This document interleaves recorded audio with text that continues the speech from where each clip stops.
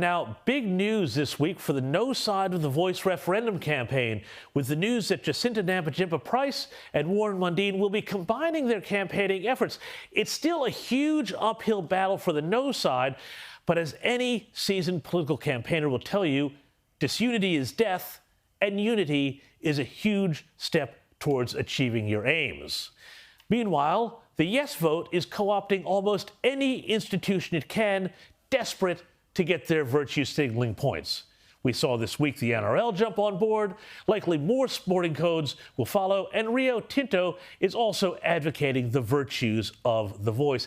Here to help untangle this web of funding, threats, and bullying is former Labour Minister Gary Johns. Welcome, Gary, to the program. Now, despite the obvious misgivings of some activists on the yes side that the voice doesn't go far enough, for the most part, they are presenting a fairly united front. Now the no forces are joining up. What does this mean, and how important, you would know this as former parliamentarian, how important is that unity? Well, of course it's important, but we've never been disunited. What's happened is we've had two groups, Recognise a Better Way and Fair Australia. Fair Australia are better at the campaigning, and Recognise a Better Way are better at the writing of the papers, if you like.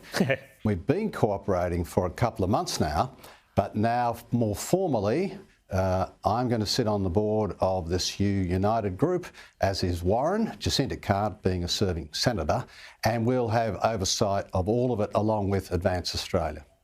And will this group have a deductible gift status? Will they be able to will people who donate be able to get their donations written off on their taxes? And also, what are you hearing from people who are potential donors? Are they fearful of being attacked or smeared by people on the no campaign side? On the yes campaign side, I mean. The tax deduction's still being worked out. There was mention of it in the budget papers, but with great respect to the government, they didn't quite get it right. But there'll be negotiations between the parties on that. Yeah, sure, people fear being outed. That's potential donors being outed. But look, I'm picking up in the last few weeks a real sense that as people become aware of this whole debate, and they're not fully aware of it by any means, there's a sense that they're being bullied. People are beginning to feel resentful. So I can tell you what, all those heroes, CEOs, vice-chancellors, ABC journalists, all the goody two-shoes are starting to wear now on Australians who don't know a great deal about this proposition. They feel a little uneasy about it, but don't want to speak up. And now it's coming through quite strongly to us. They're feeling bullied and they're resentful. And I tell you the other crazy thing, this government put $10.5 million in the budget for the mental health of Aboriginal people because this will be a higher risk period during the referendum. Well, how about I get some money for my mental health risk for being bullied by the yes case? I mean, it's just nuts. They create the risk because they want a group-based right in the Constitution, and then they say there'll be a risk to their own side, and they're going to spend $10.5 million of our money on it.